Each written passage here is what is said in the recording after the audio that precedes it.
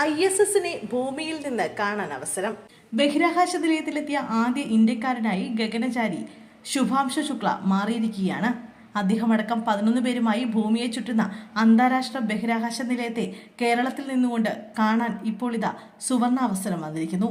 ഒരു ദിവസം പലതവണ ഭൂമിയെ ചുറ്റുമെങ്കിലും ഈ നിലയം ഒരു നിശ്ചിത സ്ഥലത്ത് നിന്നും വ്യക്തമായി കാണാനുള്ള അവസരം അപൂർവമായി ഒത്തുവരാറുള്ളൂ. ജൂലൈ 6 മുതൽ 10 വരെ ഇതിന് ഏറ്റവും നല്ല സമയമാണ്.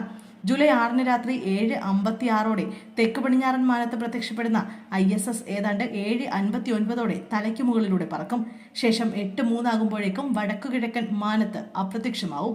മഴക്കാറില്ലാത്ത ആകാശമാണെങ്കിൽ ഏതാണ്ട് 6 മിനിറ്റ് ഈ നിലയം സഞ്ചരിക്കുന്നത് കാണാം.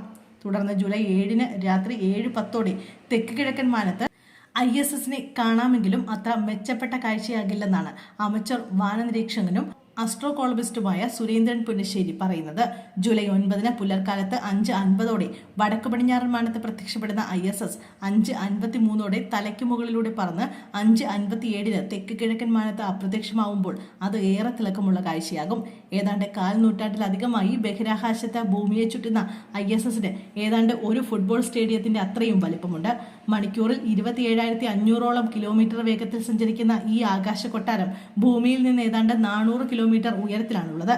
സാധാരണയായി സന്ധ്യയ്ക്കും പുലർച്ചെയുമാണ് ISSനെ കാണാൻ കഴിയാറെന്നും സൂര്യരശ്മി തട്ടി പ്രതിഫലിച്ചാണ് കാഴ്ച സാധ്യമാകുന്നതെന്നും സുരേന്ദ്രൻ പുന്നശ്ശേരി പറയുന്നു.